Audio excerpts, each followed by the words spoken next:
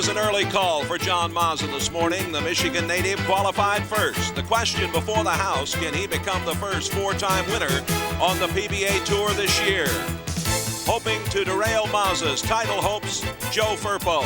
He's got the number 2 spot and makes the TV finals for the 3rd time in 1991.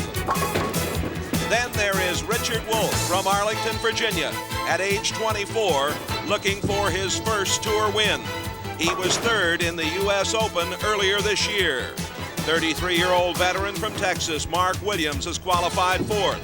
He has 6 wins. He hasn't won since the '88 Firestone. Danny Wiseman, only on tour for a year and a half, one of the bright young stars. He's already won 3 times. That's the final 5 as the fall tour gets underway.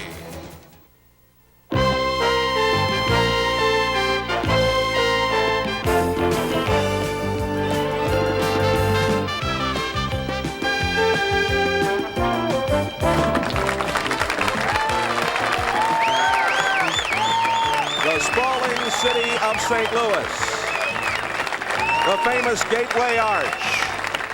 Welcoming the PBA Tour this week, there is the Bowling Hall of Fame in downtown St. Louis. And we're on hand at the Tropicana Lanes in Richmond Heights, Missouri for the $150,000 Toyota Classic. Happy to have you with us. And hello, everybody. Jay Randolph along with Hall of Famer Earl Anthony. And today, we have a very talented gentleman up on top and 4 fellas who are trying to get up there with him. 4 very talented bowlers trying to get up there with him, and it's great to be back with you too, Jay, on the fall tour. John Mazza has really blossomed into one of the tour's dominating players. He's our leader today. Any one of these 4 players are going to beat him. They're going to have to beat somebody that has a tremendous amount of confidence. This is a chance for John Mazza to take command in the Bowler of the Year race. There's only no 3 question. tournaments to go. Anything can happen with some very talented players also in that field, like Norm Duke has a chance to be Bowler of the Year, people like that, but John Mazza can take command with a win today. An early start for the fall tour on NBC this year. We're going to take a break and be back in November. What about the conditions of these lanes? Lane condition is not conducive to real high scores. The pin carry is excellent. It's difficult to get the ball in the pocket at sometimes. Some of the players will be playing extreme angles, 4th, 5th arrow, left-handers. Some will be playing right on the edge, tilting the twig, they call it. We might see a couple balls go on the channel. You never know what can happen when the greatest bowlers in the world perform, but any time, at any given moment, you might see a ball go on the channel on a strike ball. $27,000 first prize, and in the first match this afternoon, the talented Texan, Mark Williams, going up against Danny Wiseman.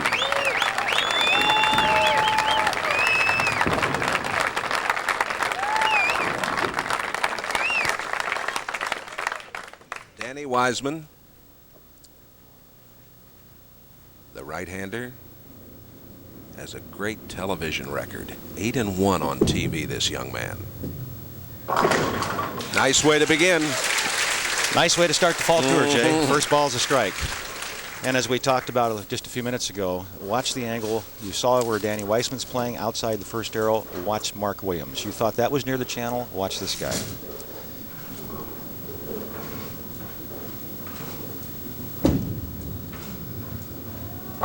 Well, that's what you call living on the edge and getting the job done. They open with strikes.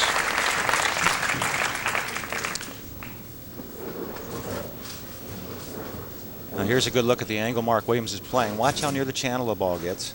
Right on the edge, and he'll get it farther out than that, Jay. He'll get some of them that, as I mentioned earlier, that actually tilt before they come back to the pocket, and some may not.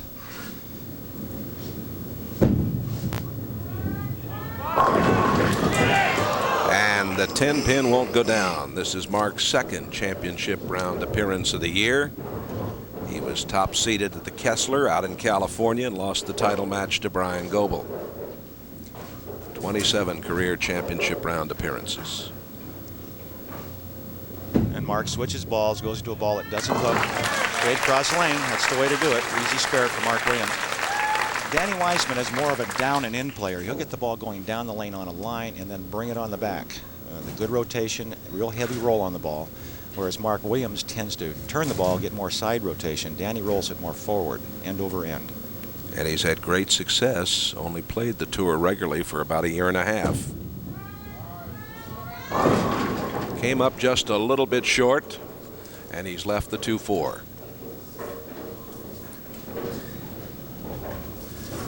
The way the lanes have been dressed, the PBA lanemen used a spray gun this week. They oiled 35 feet and then buffed another 10 feet. So there's actually oil on the lane. The dressing goes down 45 feet. So that's the reason you'll see some of the players playing extreme angles, either way out near the edge of the lane or way in, fourth, fifth arrow. The idea is, how much do I want to hook the ball?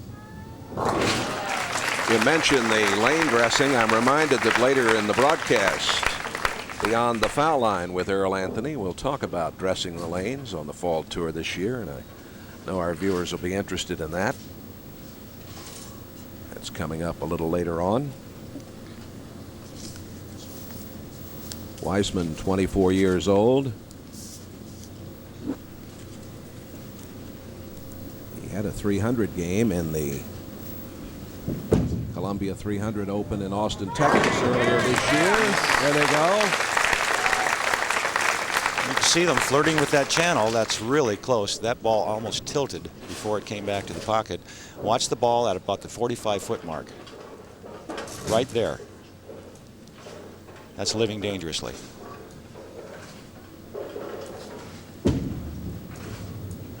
Gotta hurry. And Williams leaving a 2-7. Not a difficult spare for a right-hander. He'll be hooking the ball into the spare, so he shouldn't have much problem covering this.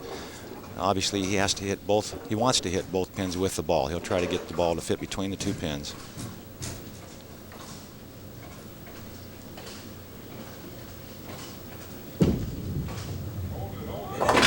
Just like that. Spare shooting has been very important this week. The scores haven't been that high. John Mazza averaged around 221 to lead the tournament. It took about a 217 average to make the top 5, 205 average to cash this week, and a 211 average to make the top 24.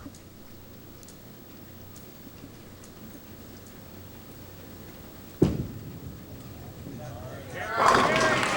it got there in fine fashion. This opening match going well between Wiseman and Williams.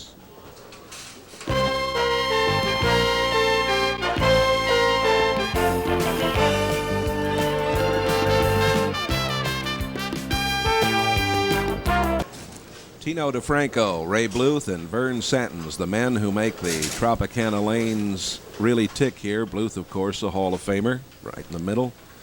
Now Mark Williams on lane 44 in the 5th frame. And he leaves a 10-pin after striking in the 4th. Wiseman, a spare in the 4th and a strike in the 5th. A very even match in the early going. Neither player seems able to take command, although they're both rolling the ball well, keeping it in the pocket, keeping it in play. Can't seem to get a double. Something kind of interesting, Jay, that a lot of people around the country have asked me in the past. We know that amateurs bowl in some of the PBA events. How do they get in there, and how do they score when they go up against the pros on PBA lane conditions? You can see what happens on a golf course. You can see what the player has to do. On the lanes that we bowl on, you can't tell where the dressing is. But to give you an idea, there's another 10-pin for Mark Williams. To give you an idea, there were 5 amateurs that qualified to bowl in this field this week. Their averages coming in were 215 to 228. Their combined average for the qualifying rounds was 172. So you can see the PBA lane condition is much more difficult than the average house condition, and that's gives a little more credibility to the idea these guys are averaging 217 to 218 to lead a tournament. That doesn't sound like a high average, but on PBA conditions, it's very good bowling. That's the big time. That's the big time.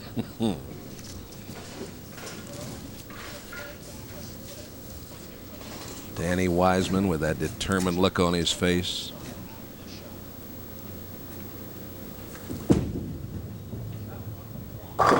Smooth as silk, and we'll take a look at this young man who has doubled now in the 5th and 6th. Baltimore, Maryland is home, and he is a very talented young bowler. And this is a great shot. Look at the angle. You see him from the side and from back. Now watch the ball. It goes straight back and through. This creates the leverage he wants, and straight down the lane with the shot. Look at the balance, the long follow through. That is how it should be done. Perfect fundamentals, and obviously the good result. Stayed down through the shot. You saw the shoulders over the knee. It was great.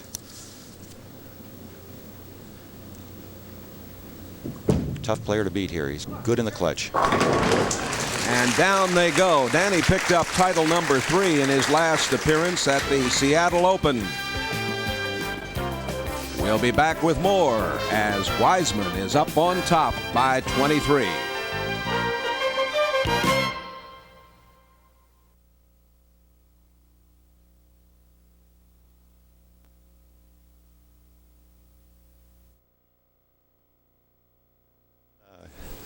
You don't hear me when I'm talking to you on the cough button. No, I'm using it all day. No, it's not. It's breaking up when you talk. It breaks it up for me. Well, don't even use it. No, I mean yours. When you hit it, it's. Yeah. I'm pushing mine. This is mine. It stops altogether. Yeah. You don't hear either one of us. Forget it.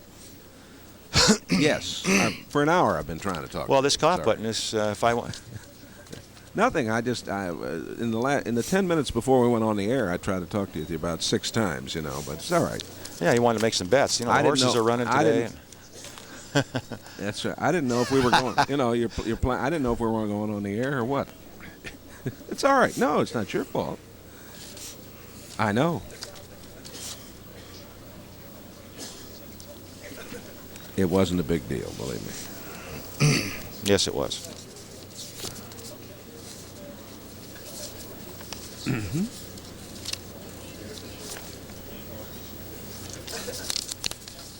Okay.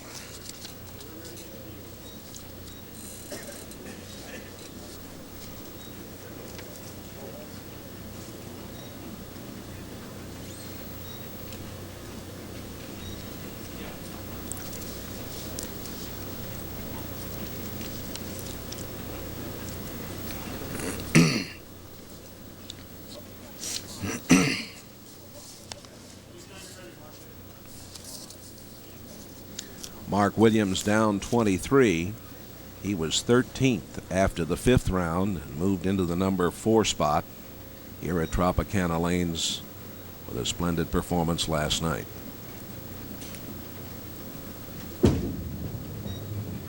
Uh-oh. Well, no problem.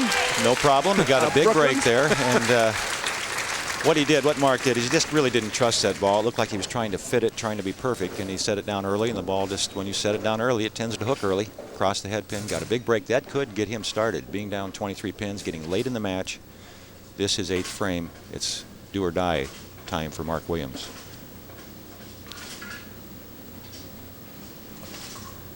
He's got a possible 237.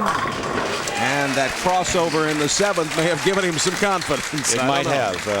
The lanes here, the championship pair at Tropicana Lanes, 43 and 44. 44 being the more difficult of the 2 lanes.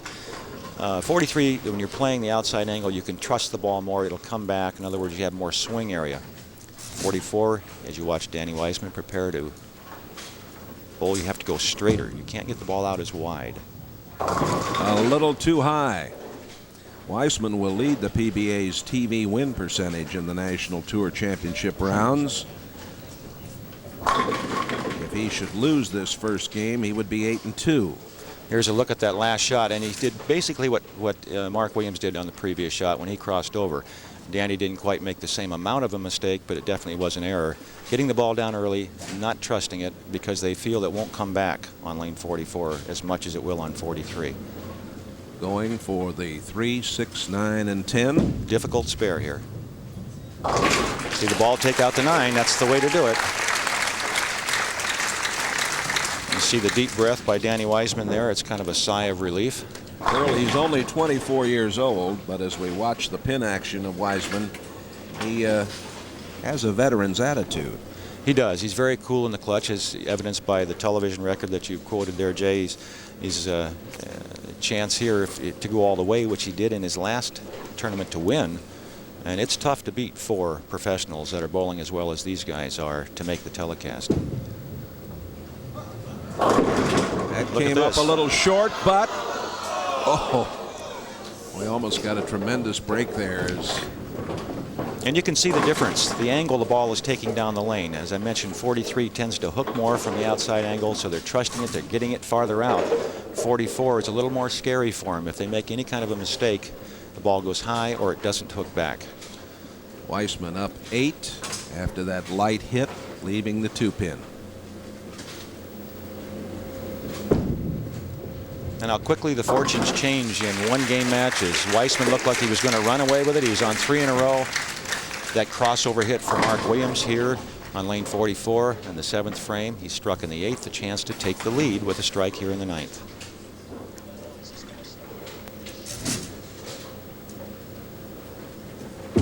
A little more room, and it doesn't get back. Again, 44 being the more difficult of the two. He trusted that shot after crossing over last time. Got away with that big Brooklyn hit, Jay, and this time he trusted, didn't quite get it back. And here's a look at Mark Williams, that great shot that our NBC crew gives us. You can see the leverage through the shot, the good reach on that ball. He rolled it exactly the way he wanted to. It just didn't finish for him. That was the best shot Mark Williams has made on lane 44, but he didn't get the ball reaction he wanted. Williams with the possible 237, or now with possible 216, I should say, and Wiseman a possible 225. We have an opportunity for a tie here. If Mark Williams should get the first 2 strikes and 9, he would have 215. Danny Wiseman going at a 215 pace. Looking good there.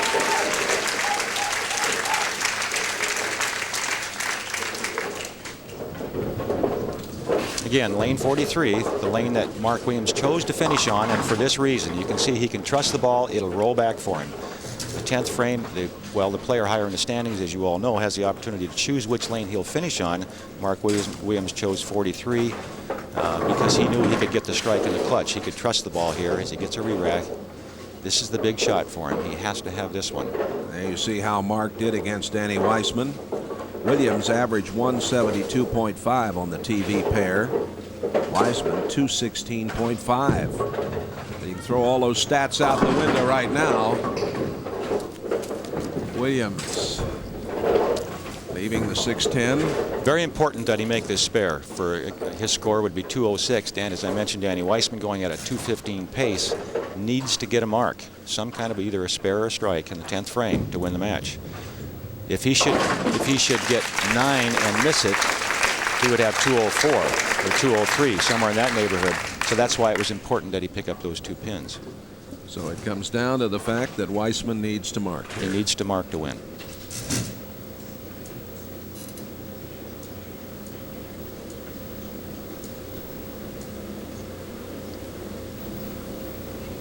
A little more speed on that shot. Did the job. And Danny Wiseman gets the job done. Starting in the number 5 position, he just did get in as Marshall Holman had a tough position round last night and lost the opportunity to be in these finals by 2 pins. And here Danny Wiseman only needs 2 pins in 2 balls to win the match. There's his wife, Lisa. And you can see him move in the inside angle. He didn't want to flirt with that channel on an important shot. So Danny Wiseman, in search of his 4th PBA title, has the victory here over Mark Williams in Game 1 of this $150,000 Toyota Classic. We're in Richmond Heights, Missouri, right on the edge of Clayton, which is the county seat of St. Louis. And, of course, this one of the tremendous bowling cities in all of America, the home of the PBA for many, many years. Many of the stars have lived here, and of course the Bowling Hall of Fame and Museum in downtown St. Louis that we showed you at the top of the show. Coming up in match 2, Danny Wiseman and Richard Wolfe, 2 fellows who kind of came out of the same stable.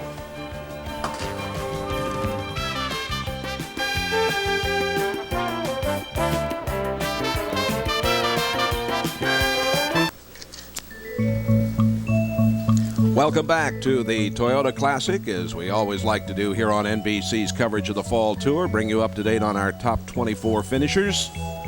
And here they are for this week.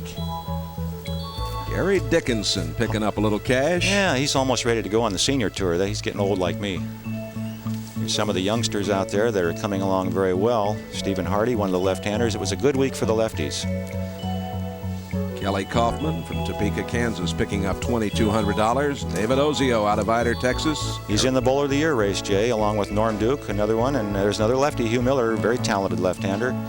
Dave Husted from up there where I'm at. Dave Ferraro, a former Firestone champion. Mike Edwards, a great player, yet to win. Parker Bowen, another left-hander. So you can see the lefties did good this week. And Marshall Holman was in it to the last shot. Jay, he needed a strike to tie, got 9, and so Marshall didn't make our telecast. Danny Wiseman, 215. Mark Williams, 206 in match 1. And now it is Wiseman on the right to go against Richard Wolfe. I mentioned both these fellas kind of from the same stable. They're from the Baltimore, Washington, Arlington, Alexandria area. Same sponsor, so he's having a good week. Wiseman gets it underway on 43, and he is a little high. That's the lane that he has to trust the ball. If you remember, on lane 43, you can send it, it'll hook back. Not a good shot for Danny to start it with here. He set it early, it went, and obviously it'll hook early. 288 the high game for Wiseman this week.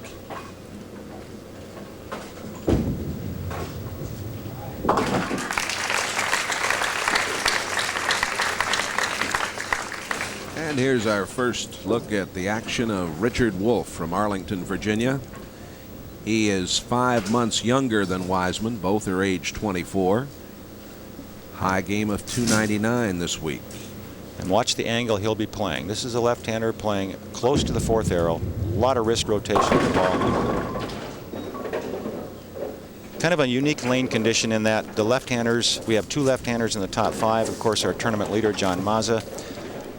Here's a good look at the style of Richie Wolfe. You can see the angle he's playing right over the 4th arrow.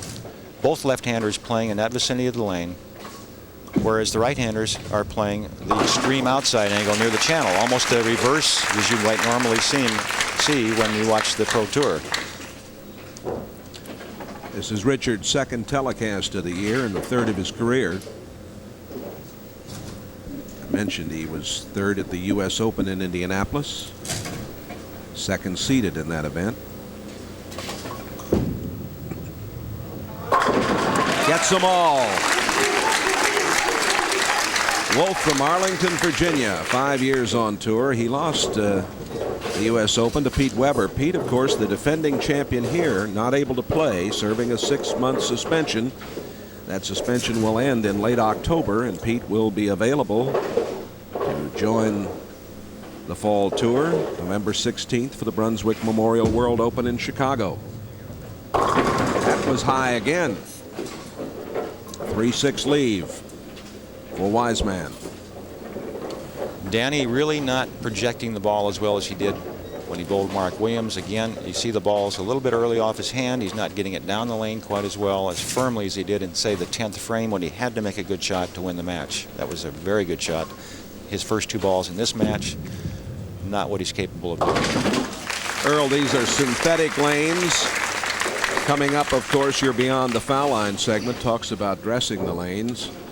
And one of the items that we like to mention, because sometimes the folks at home forget, under the glare of these television lights, the lanes do break down and change drastically over the period of the telecast. They will. You're right, Jay. And of course, the synthetics much quicker, or the oil moves much more readily than on a wooden surface. So the players have to make adjustments to that as they go. And they're very capable of doing that. There you see Danny Wiseman. He made an adjustment, got more ball speed, forced the ball down the lane so it couldn't hook early. And that's probably the best move he can make. He cannot move out of the area he's playing in. The lane condition won't let him do that. You have to play where the lanes will let you play. Wiseman and Wolfe, very good friends, being from the same part of the country, the Middle Atlantic area.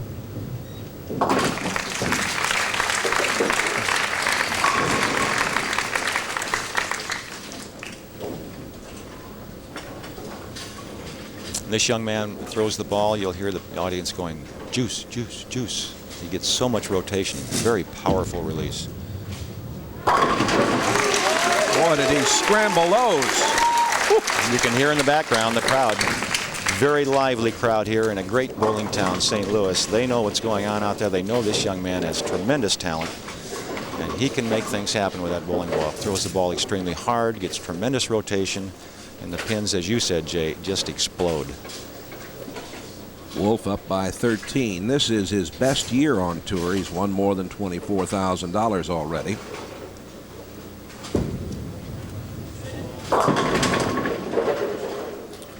And a 6-pin. And the left-hander having the same difficulty the right-handers are having. Lane 43 tends to hook more. As you can see, Richie Wolfe has been high twice on lane 43. The ball hooking just a little bit more than it is on 44. He's well lined up on 44, having trouble keeping the ball from going through the middle of the head pin on lane 43.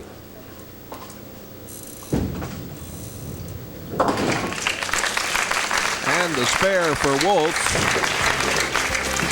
He has the early lead here in match 2, and we'll be back with more at the Toyota Classic right after this.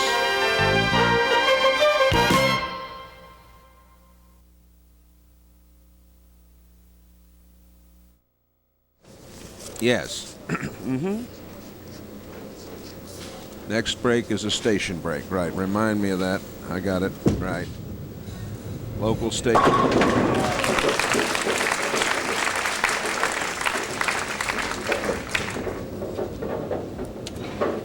Okay, and then we have an NFL promo first. I mean, later. That's our first promo. What are you doing with all this junk? The NFL promo comes later. Yeah. Yeah. How you doing? All right? Yeah. Wonderful. I feel terrible. I feel look great. Here he comes again. Yep.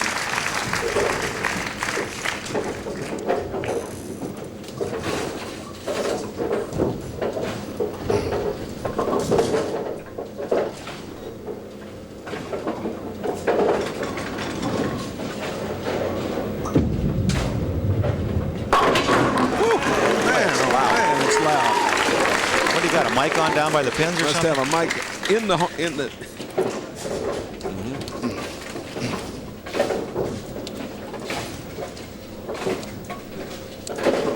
Richard Wolfe out of Arlington, Virginia.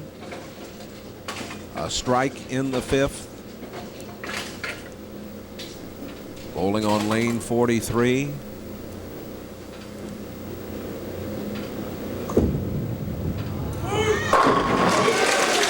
Interesting adjustment there, Jay. A double there by Richie Wolfe.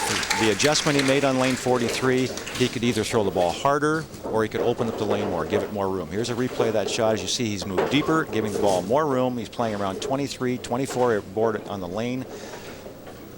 He's capable of making the ball hit from anywhere. Danny Wiseman, while we were away, got a double, going for 3 in a row here in the 6th frame. Wiseman, another strike. I keep making that mistake with the pronunciation of his name. It's Wiseman. That's the way he likes Wiseman. Well, I can remember when it was Tony Dorsett and then Dorsett, remember? Uh-huh. But he does like to be called Wise Man. And we definitely have a match here. 2 pins separating these 2 very talented young players.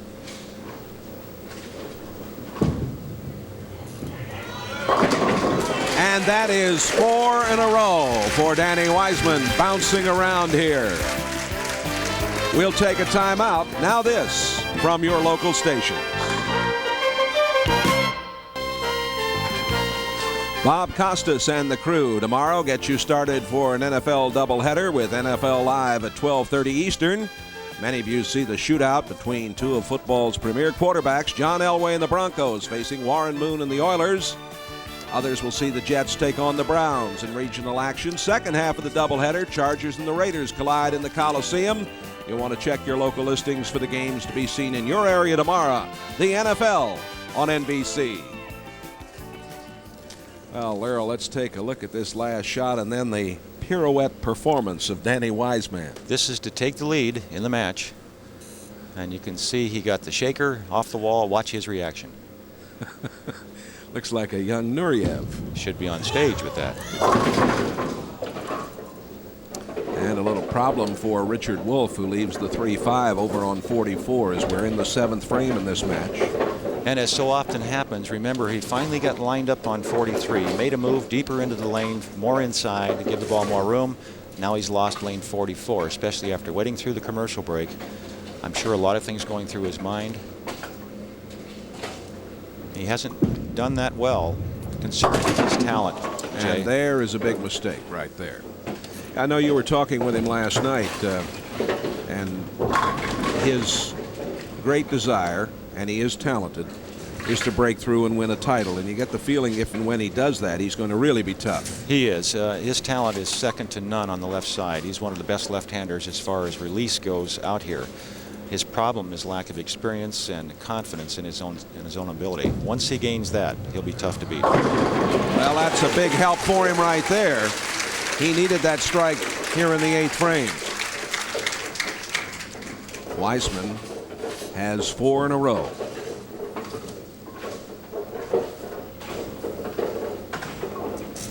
Danny Wiseman, who just had his 24th birthday back on September the 24th.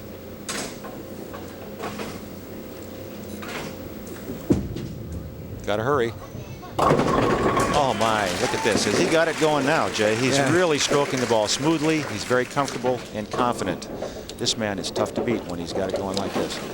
He was 64th after the first round, 16th after the 4th, 11th after the 5th, and made the big jump with a little help from Marshall Holman last night to get into this championship round, the stepladder finals here in Richmond Heights, Missouri at the Tropicana Lanes.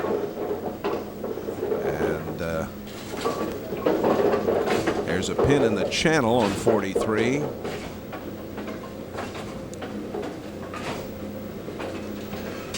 The rules, the American Bowling Congress rules, which the PBA also abide by, you cannot bowl with a pin in the channel. It's dead wood. It has to be out of there before you throw the ball, or it doesn't count. And he was high with that one and left a 6-pin here in the 9th. A little bit of a crossover. A little break in his concentration there as he waited for that pin to be cleared, and as soon as he let go of the ball, you could hear him saying, no, no, no. He knew he'd made a mistake. Actually, he's fortunate to get an easy spare out of this. Still leading the match by 31 pins. A possible 246. Wolfe a possible 235.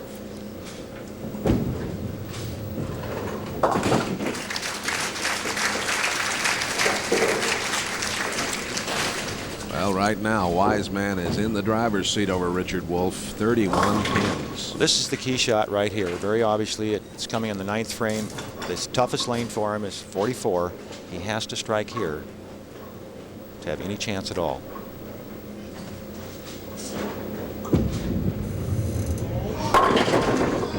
Got it.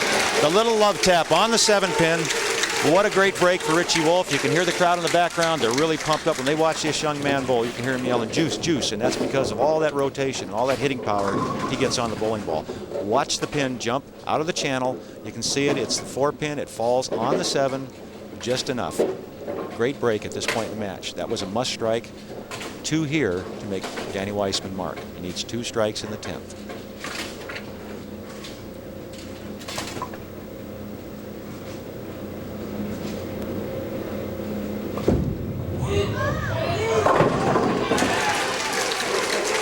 Wolfe, 3 in a row.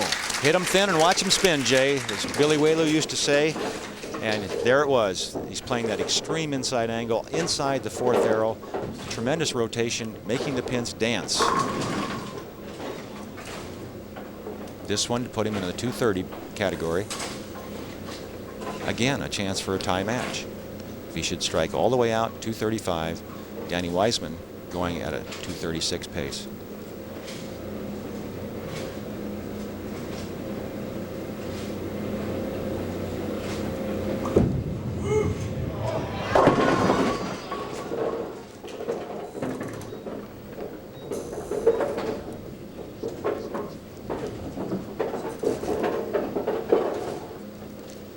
with the spare, a score of 224.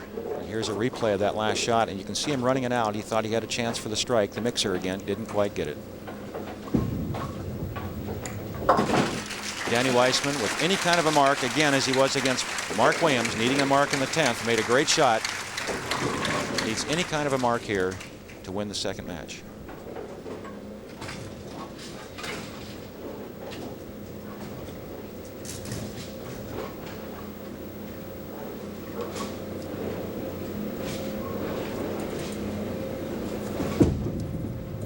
Look out. Very tentative, Jay. Yeah, it was a little tentative, and he didn't trust that ball at all. It was almost like he wasn't sure of the ball reaction.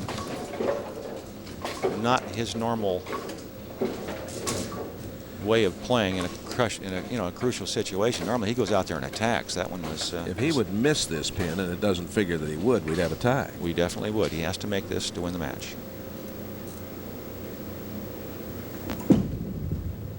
I think that'll do it. Yes, indeed. Now keep it on the lane, and he's a winner regardless. But now you'll watch. He'll do it again. He'll move inside on this shot just to keep the ball in the lane, stay out of trouble. When you're playing that extreme outside angle and you just need a few pins, you don't want to gamble with that channel. And you always wonder when they do that, why don't they play there all the time, right, Jay? Danny Wiseman has won the first two matches. 235-224 over Richard Wolfe here. He'll be going up against Joe Firpo when we come back.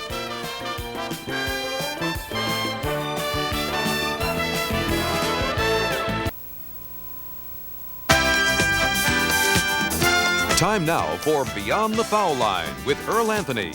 Brought to you by the American Bowling Congress.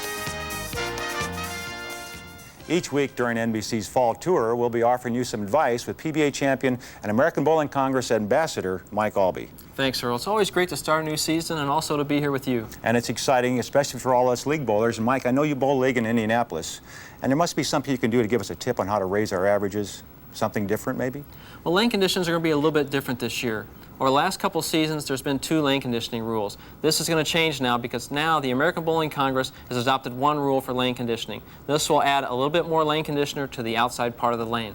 The dry area where everything hooks so much we couldn't control the ball, that's going to be gone now? Or? Now there'll be a little more lane condition on that dry area, so the ball's going to react much more even. It's not going to dive through the head pin and leave those splits now. Okay, so it's going to go longer before it grips the lane. It's going to skid farther. Right, the ball will go much longer and react more smoothly also. Don't have to throw it as hard. Especially us seniors, the over-the-hill gang, we don't have to throw it and go down to lighter balls. Maybe we can go back to a heavier ball again. Exactly. Plus, it's good for the kids and for all of us because, like we said, the ball will react much smoothly, much more even, and we don't have to muscle it. Okay, what about spare shooting? Now, we're going to go across that dressing in the middle of the lane, but there's going to be more on the outside. What's it going to do for the 7-pin or the 10-pin when you got to leave that corner pin? You got to pick up that spare. Same thing as your strike ball. Same even spares, should pick up more, should raise our average. So our scores are going to go up. We're going to get more strikes. We're going to make our spares. That's fantastic. Now let's put that information to use, and the best place is by joining an organized league at your local bowling center. For information on how you can become a better bowler, contact the American Bowling Congress.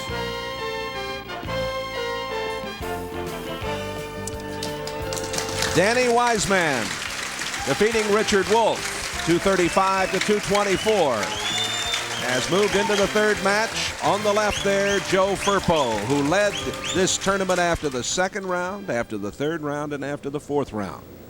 Wiseman trying to go all the way from number 5 to the top.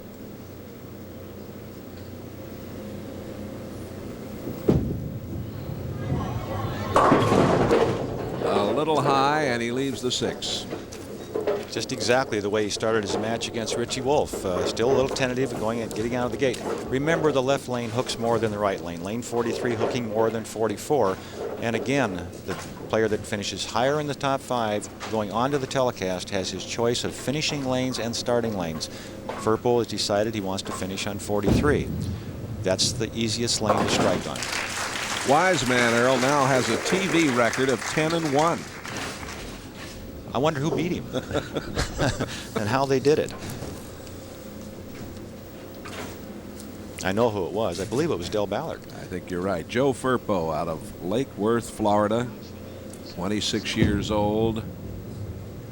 And he got him to go. Got a good break. Start the match.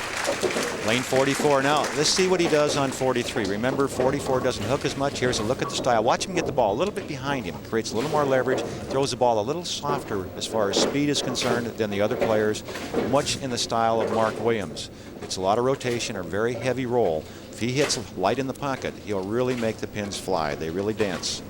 Very hard-hitting rotation on the bowling ball. And a very consistent performance here this week at the Tropicana Lanes by Firpo. Here it goes, all the way out and back. Almost got it twice in a row. Same reaction. And he's out of Lake Worth, Florida, as we mentioned. 8 years a member of the PBA. He was a little light with that last one and left the 2-pin.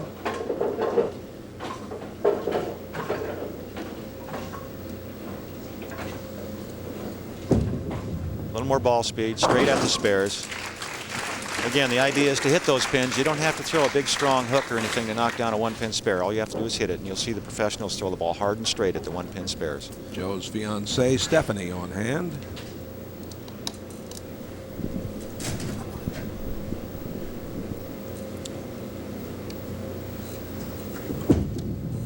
A little more speed, and it's still hooking. And another crossover and a problem. Wiseman today averaged 225 in those first 2 matches with 12 strikes, 10 spares. He was not open, but he's facing a problem here with the 5-10. And he's going to make an adjustment with the thumb hole of his bowling ball. He's getting ready to put a piece of tape in there. He evidently lost that ball off his hand. And after he shoots this spare, which he's switching balls to do, this kind of surprises me.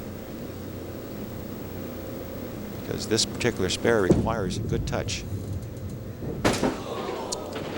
Just missed it, and that's his first open frame of the day. And here's a look at, watch the ball. He barely misses this. This shows you that bowling is a matter of fractions of inches. You could look like it hit it almost, Jay. Sure did. All right. He's made the adjustment to the thumb hole. Let's see what he does with this shot. Time to time, a bowler's hand will either swell or go down in competition, and they make adjustments by putting tape in the thumb or taking some tape out if their hand should swell. And he looks back and shakes his head as that 10-pin is standing down there. Danny was voted the Baltimore Bowler of the Year 2 consecutive seasons, through 86 and 87 and through 87 and 88. And after bowling on a short oil lane condition as an amateur, he is now, as we said earlier, in the big time here.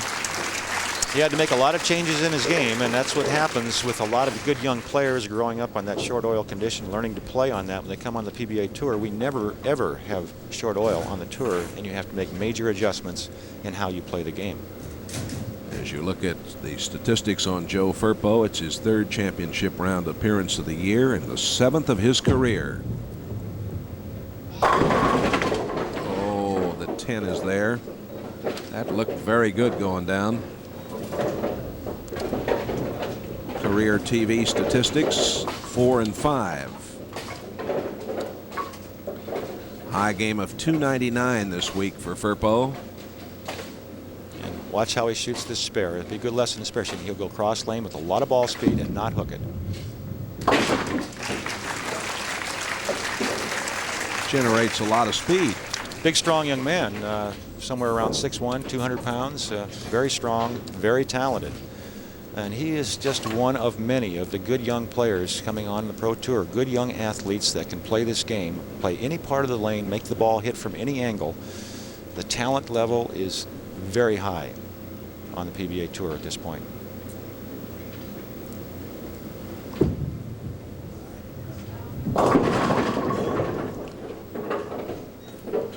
Over there on 43 in the 4th frame, the 2-7 after the light hit. Looked like he lost his balance a little on that one, Jay. He didn't have good leverage, like he stuck or something at the foul line. Didn't get through that shot. It just kind of fell off his hand. He'll try to throw this one across lane, hook the ball into the 2-pin, have the ball take out both pins.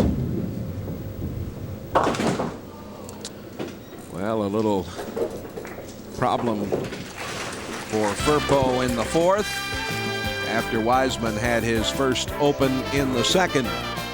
We'll be back with more right after these messages.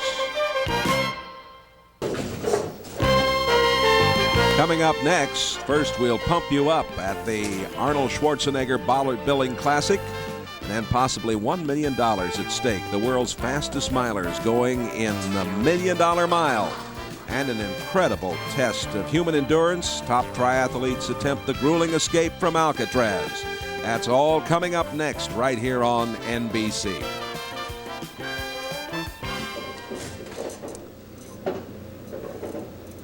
Joe Firpo going for a 4-6-7 lead, and he is open here in the fifth. So both Firpo and Wiseman struggling a little bit here. Wiseman, as he has in his first two matches, making a comeback. He's on a double now, the fourth and fifth frames he's struck. He's taking a pretty commanding lead, a little over 20 pins at this point in the match. Firpo has to get it going early, and this seems to be what's happened with all of Danny Wiseman's opponents. They've gotten in trouble early in the match, could never catch up. Only the second strike of the match for Firpo here in the sixth, and now Wiseman, who has a 21-point advantage, 21-pin advantage, I should say. Actually, point is correct. Yeah, well, it is. It's okay, but most people say pins, right? Mm-hmm.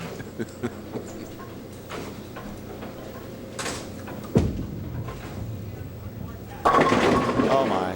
Boy, look, he looks over and that's his reaction. At this point, you know, that on two in a row, he threw a great shot, and the only really true tap that players feel is a true tap is that solid 8 or solid 9, and in a one-game match, you can't afford to give those away. Danny and his wife Lisa travel the tour stops in their big recreational vehicle. Fine young couple.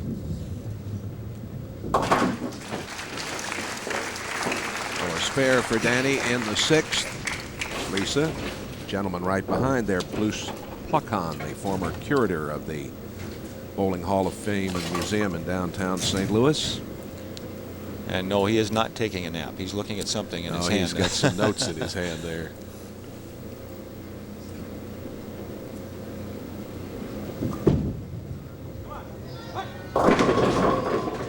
And the 10-pin is standing. Danny has made some great adjustments here. He's got the last 4 balls solid in the pocket, and they've all been because he's put some tape in the thumb hole. He's changed his ball speed and release. He's getting the ball well out of the lane now. It's not hooking early. That's what he's done as far as getting the ball in the pocket, Jay. He's made that good adjustment with ball speed and loft.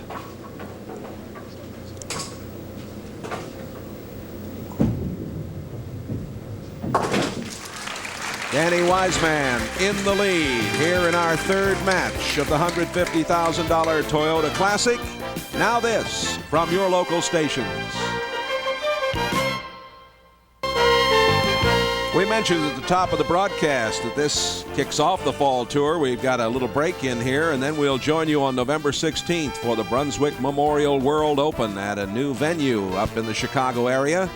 Then the Rochester Classic on the 23rd and the Bud Light Touring Players Championship in Taylor, Michigan on November 30th. So join us for those shows. There's Ed Sweeney, former president of the American Bowling Congress, and Ed and his father before him and his family through the years. They've done so much for bowling throughout the entire world, and Ed's had a lot to do, of course, with what has happened here with the Bowling Hall of Fame and Museum in St. Louis. Now Joe Firpo, 7th frame, lane 44. He's high. And he's made a tremendous move on the lanes. Remember, he was playing that extreme outside angle near the channel. He has moved into the center of the lane.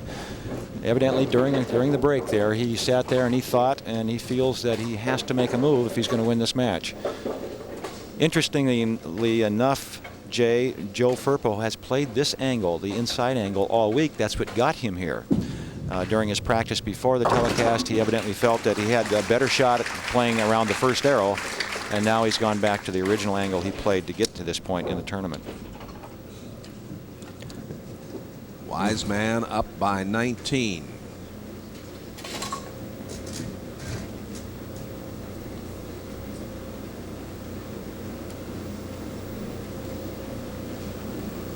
You can see he's standing. He's playing on this lane. He's playing back out on near the edge of the lane. This is a very unique. He must feel at lane 44. He just can't get a good ball reaction. Remember, 44 is the more difficult of the two lanes. 43 will hook back from the edge, even though that particular shot didn't. Joe Firpo very confused at this point. He's playing extreme outside angle on 43, playing the inside angle on 44. That's difficult to do.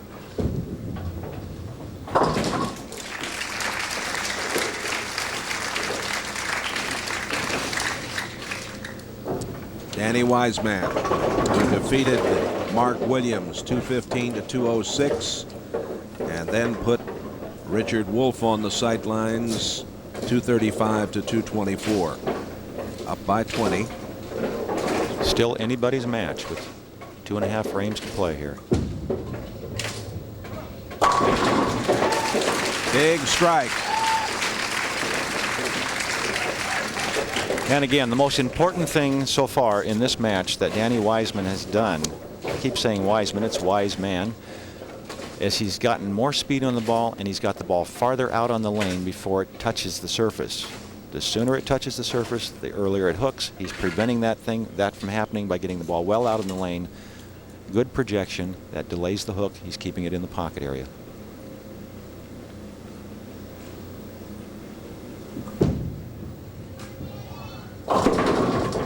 Came up a little short. Earl, this week the PBA announced effective January 1st of '92 that Mike Connor of Bridgestone Firestone Incorporated will become the new PBA commissioner for a 3-year term. Joe Antonora will serve the balance of the calendar year '92 as a full-time consultant. Mike Connor's been a friend of mine since way back in the late 60s, a wonderful gentleman from Akron, Ohio. We wish him well, and of course we wish Joe Antonora the best too.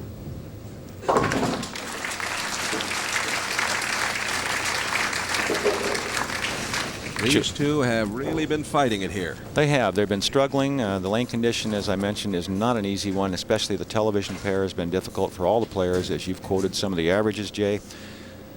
Joe Firpo moving around on the lane. He looks like he's back outside again on this lane. He's making some guesses, hoping something good happens. And there it is. Yeah, something good happened, and it's about time.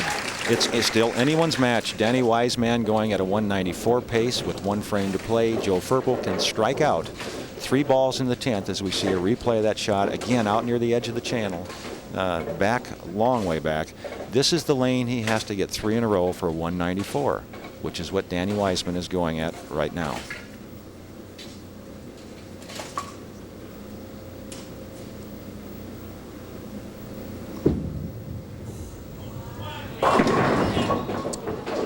The 10-pin is there for him. And you can see the look. This is his fiancée, I believe. Yeah, Stephanie, right. Stephanie, right. You see the look on her face, very disappointed. Even with the mark here in the 10th frame and the full count, a score of 174 will not be enough, regardless of what Danny Wiseman does in the 10th frame. All he has to do is keep it on the lane to be a winner. It's going to get a little tougher, I think, in that last match. Jay against John Mazza. John Mazza's been waiting in the wings, of course.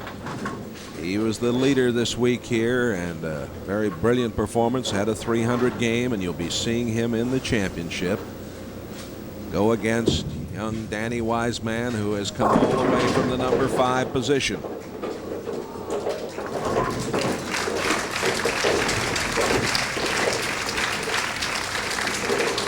Wiseman needs 5 pins on this first ball to wrap it up. As you see, again, he's moved to the center of the lane. Stay away from the pit on the edge there. Just keep it in play. And again, he gets the strike. And why doesn't he play there, Jay?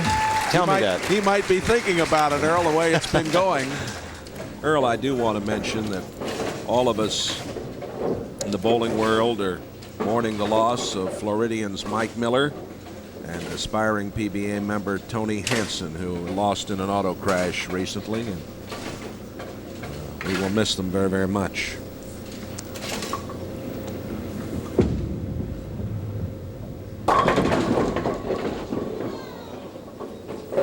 Almost had the 7-10 split, but the 7-pin is there only for him, and Although his average drops way down here in this third game with these changing conditions on the lanes here at Tropicana, Danny Wiseman is going to get a shot at the $27,000 top prize against John Mazza.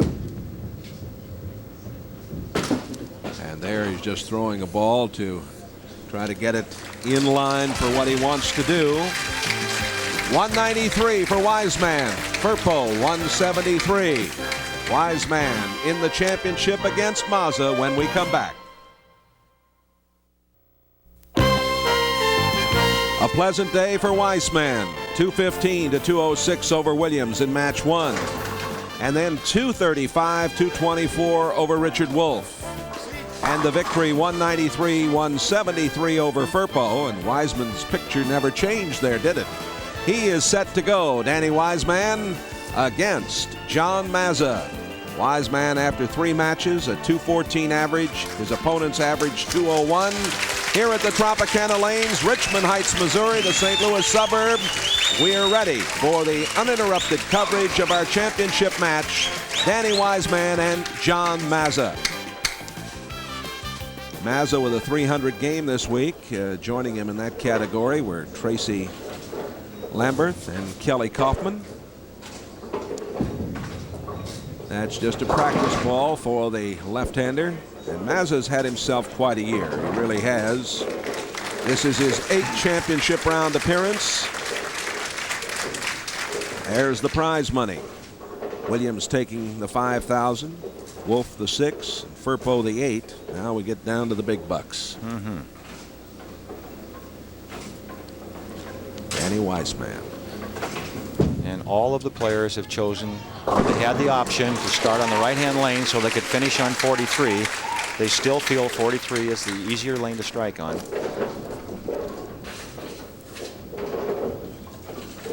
First shot for the championship from John Mazza, and you'll watch he'll be playing at an extreme inside angle somewhere around the 4th arrow.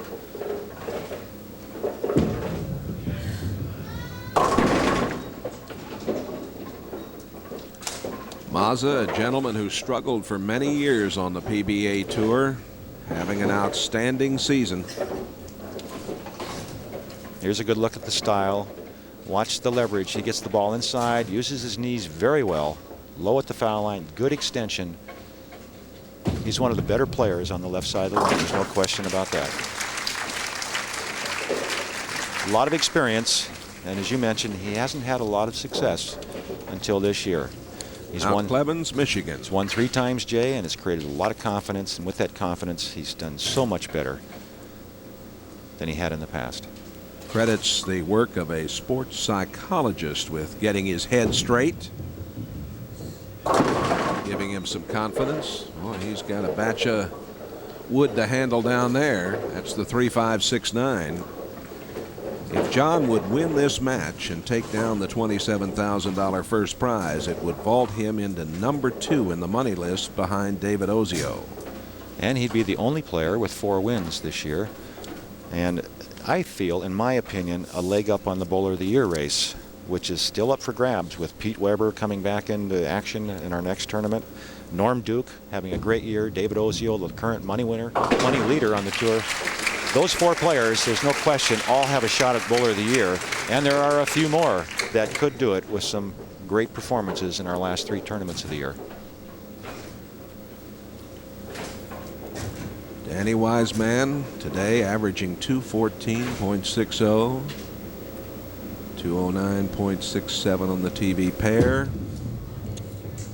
And again a little high. A 3-9 lead.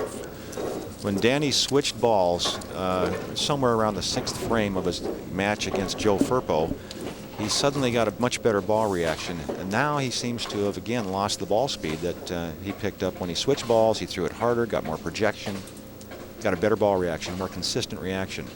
That one again he seemed to let up on. Tough spare, cross lane. He wants to get the ball to hook into the pins. The ball should hit both pins to cover it properly. Just like that. Just barely. The benefits of the urethane surface on a bowling ball. A rubber ball or plastic ball, that ball would have deflected and not covered the 9-pin. So with the big rotation, watch the ball deflect off the front pin and then hit the back one. And that's all you need to do. I better bring you up to date again. His TV record now is 11-1. Remarkable. Absolutely remarkable.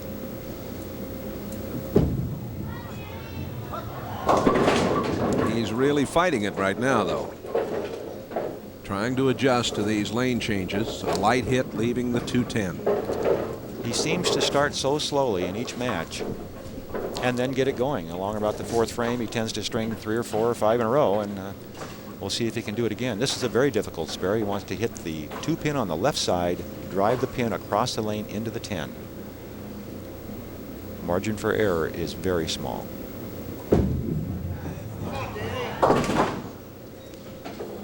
So Danny is open in the 3rd. And John Mazza with an early 9-pin advantage.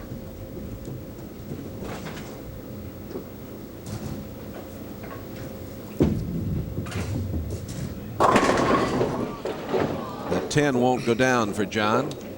The money leaders, Ozio on top, then Monticelli, Pete Weber, Norm Duke.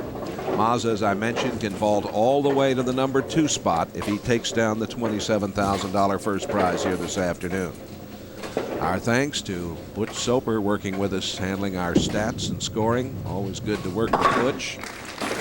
You make any money here this week? No, he says. Well, he's done a little better than that in the past. He's a 4-time champion, so sure Butch is. knows what it's all about.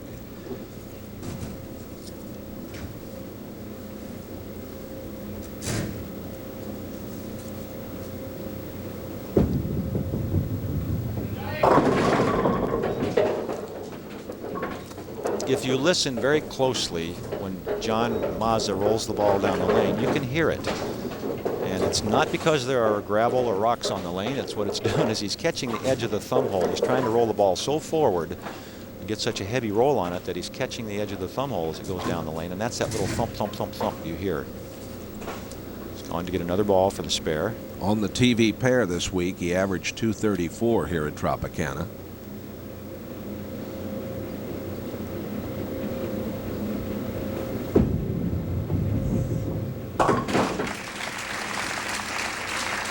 Mazza started bowling at age 10.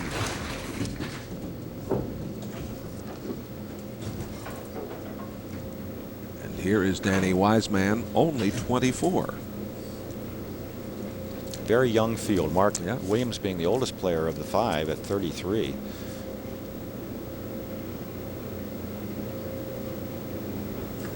See if he starts like he did before, Jay. Well, he made the good shot. He certainly did. The break. That was the shot he has to make. He got the good extension, got the ball well out in front. He's getting the ball out on the lane 4 or 5 feet before it touches the surface, and that's what keeps it in play.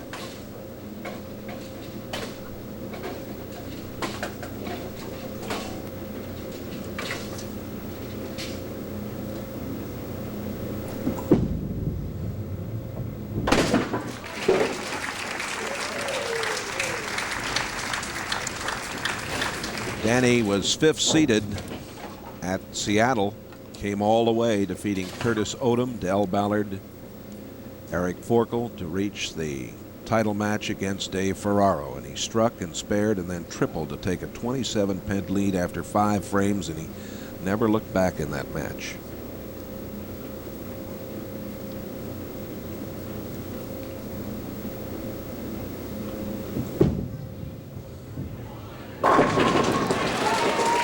Strike on 43. He's not real pleased with where that ball came to meet the wood, but he got it. It was a crossover strike. Well, he's a little confused, and I think the lane conditions are changing. Obviously, they will, as we mentioned earlier. The television lights, the fact that they're playing a lot of balls down the lane that'll move the oil around. Here's another look at that shot. But Danny actually pulled this ball, and so he made a physical error more so than having the lane create that crossover. That was Danny. On from way out, Mazza brings it back for the strike.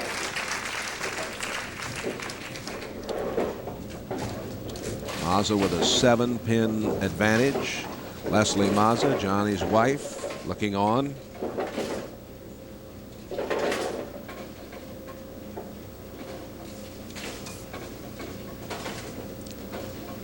John and Leslie were married in August. And another strike over on 43 in the double in frames 5 and 6. And a crossover. So I guess what's fair for Danny is fair for John. Now let's see if Danny can get it going and take advantage of his crossover. He needs it now because it's getting late in the match. 6th frame.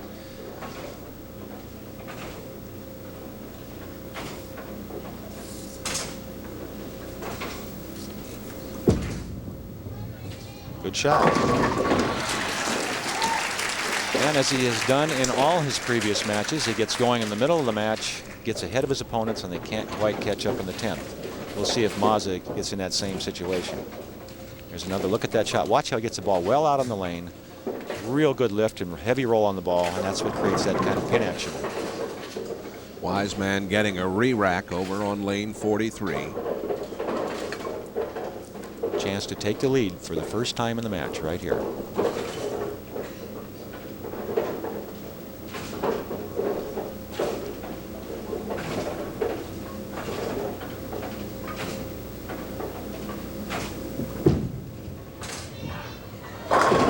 Got a big break on the crossover again.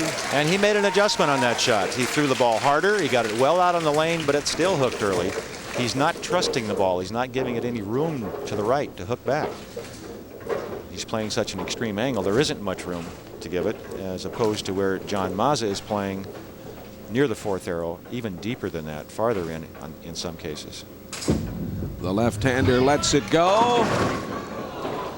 And he's got a 6-pin. When Mazza gets in trouble on television, which he hasn't very often lately, but when he has gotten in trouble, it's because his feet get fast. He tends to rush the foul line. He's a very nervous type player, as you can see by the expression on his face, and he has very fast feet.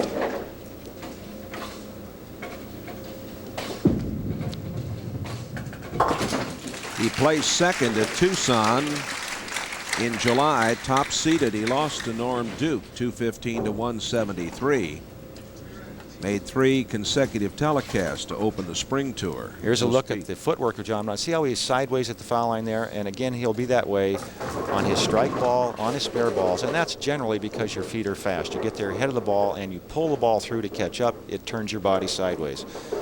He does it every shot, so he does it the same way every time. But still, the tendency is to pull the ball across your body when you get in that position at the foul line.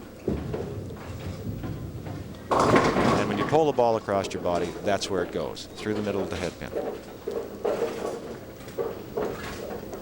And it looks like we're having a deja vu here. It's going back to the first 3 matches of the day where Danny Wiseman has put the pressure on in the middle of the match, and the other players tend to not be able to stay with him or catch up at the end. Mazza looking down lane 43. Tough spare. 2-4. Got it. Covered it well. And here's a chance for Danny to get up here on 3 in a row in the 8th frame and really put this match almost out of reach. If he can string the next 2 strikes, he can put a lot of pressure on Mazza for the championship.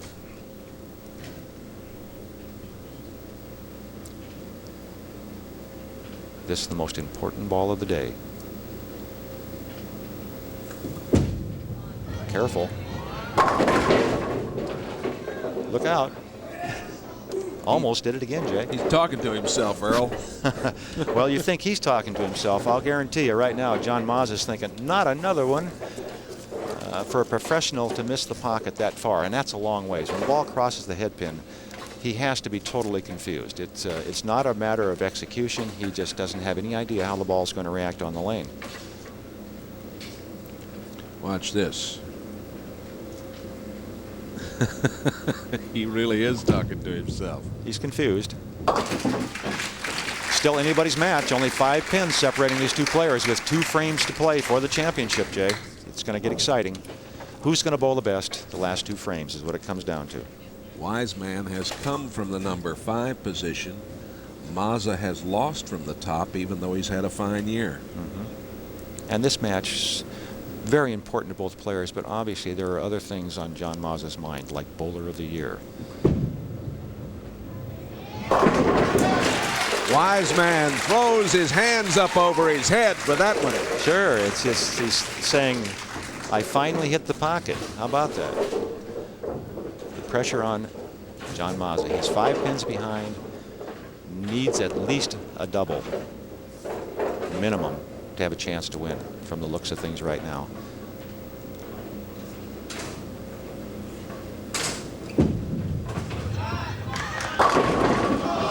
A solid 7 on a great shot. Well played. Has to make the spare. Remember, every ball thrown by John Mazza at this point is crucial. He can't make any mistakes.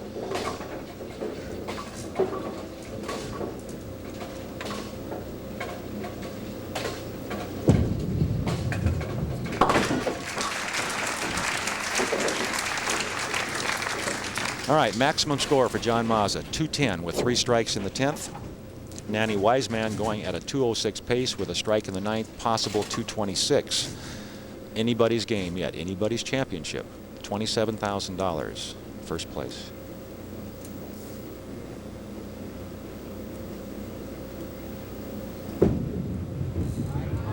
And he gets the tip, he gets the tap this time. He needed that one. Desperately. This is the next one. Now this one he has to have to make Danny Wiseman get the first strike in the 10th. If he doesn't strike here, Danny Wiseman again would be in that position of only needing a mark to win the match and the championship.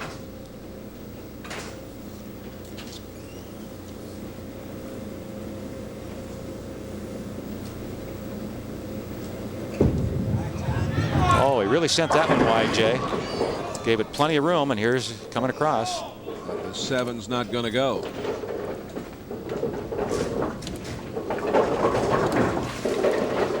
Danny Wiseman having the pins respotted on lane 44. Took a look, didn't like the rack. And remember, in his last match, he was in this situation, needed only a mark to win, and the ball crossed over the head pin. He struggled on this lane. He must mark any kind of a mark to win the championship. A mark plus 5 pins will give him the title, his 4th of his career. A strike here, it's all over, Jay. And a win for Wiseman would put him in the top 10 on the money list. And it would make him 12-1 on TV.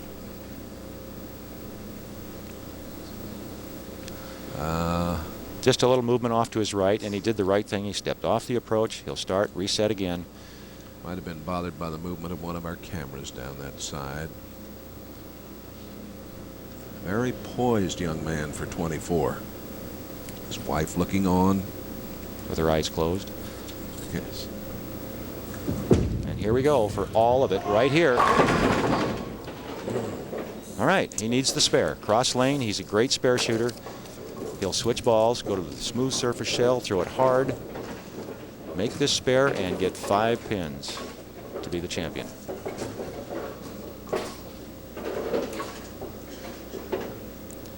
Both Danny and his wife Lisa taking in some deep, deep breaths here.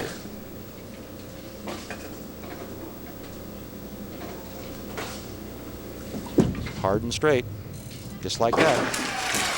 All right, he'll move to the center of the lane, throw it down like he's done every time in the past, Jay, and struck every time. Yeah, he has struck every time. Danny Wiseman, starting in the number 5 spot, was lucky to get there when Marshall Holman had a problem in the position round last night. He got there actually by only 1 pin. There it is for the championship. And Danny Wiseman is the winner. 204 to 200 over John Mazza. $27,000 first prize. Lisa and Danny are celebrating. We'll be back with some final thoughts right after this.